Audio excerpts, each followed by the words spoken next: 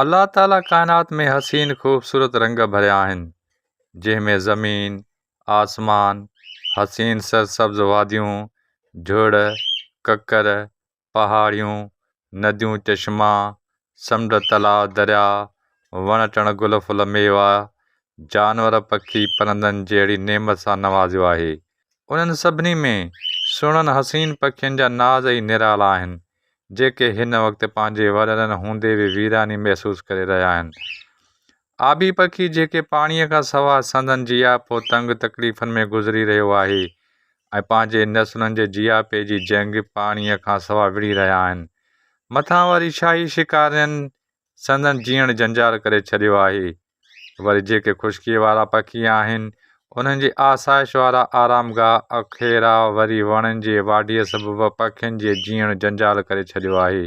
हिन वक़्तु ॾिठो वञे त पखी वॾी अज़ियत ऐं अज़ाब मां गुज़री रहिया आहिनि, पर हाणे फितरत सां हथ चरांद जा असर मौसमनि ते बि पिया आहिनि, जंहिंजे करे पखी बि हिन मौतमार गर्मियुनि जे असर में वॾो मुतासिर थियो आहे, जंहिंजी संभाल असां इंसाननि ते लाज़मी थी पवे त उन जे पाणी ऐं खुराक, उन जे दाणनि जो बंदोबस्तु करे पंहिंजे घरनि उताकनि जे अङणनि छितियुनि जे जजे मिक़दार में हर रोज़ु बंदोबस्तु करणु घुरिजे ऐं जजे मिक़दार में उन्हनि जे बचाव जा तरीक़ा ॻोल्हिया वञनि।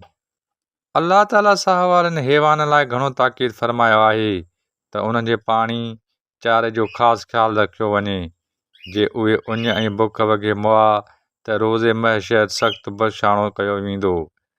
असां माण्हुनि खे उन्हनि पखियुनि जो अहसासु ऐं उन्हनि सां हमदर्दी करणु घुरिजे। उन्हनि पखियुनि ते असां रहम कंदासीं त अल्लाह ताला असां ते बि रहम कंदो। पखियुनि सां रहम सां पेश अचणु आका करीम सल्लल्लाहु अलैहि वसल्लम जंहिंजी सुन्नत आहे। पंहिंजे अनेक हिदायतनि मां साह वारनि पखियुनि लाइ फ़रमायो आहे त उन्हनि जी सुठे नमूने संभाल ऐं हिफ़ाज़त कयो, उन्हनि खे का बि तकलीफ़ ऐं इज़ा न पहुचायो। उन मां साबित थियो त पखियुनि जानवरनि जी तकलीफ़ुनि ते ग़ौर करे उन्हनि जी फलाह बहबूद लाइ असांखे इंसानियत नाते कुझु करणु घुरिजे। हिन वक़्तु गर्मीअ जी शिदत में इज़ाफ़ो थी चुको आहे, इन लाइ ज़रूरी आहे त असां उन्हनि पखियुनि जे दाणे ऐं ख़ासि करे पाणीअ जो बंदोबस्तु कयूं ऐं सवाबु हासिलु कयूं। फ़क़ीर इज़हार हुसैन मीराणी जे सिटुनि सां अब्दुल फ़ताह वढो, A4 न्यूज़ 786। मज़ीद न्यूज़ एंड अपडेट्स के लिए इस चैनल को सब्सक्राइब करें।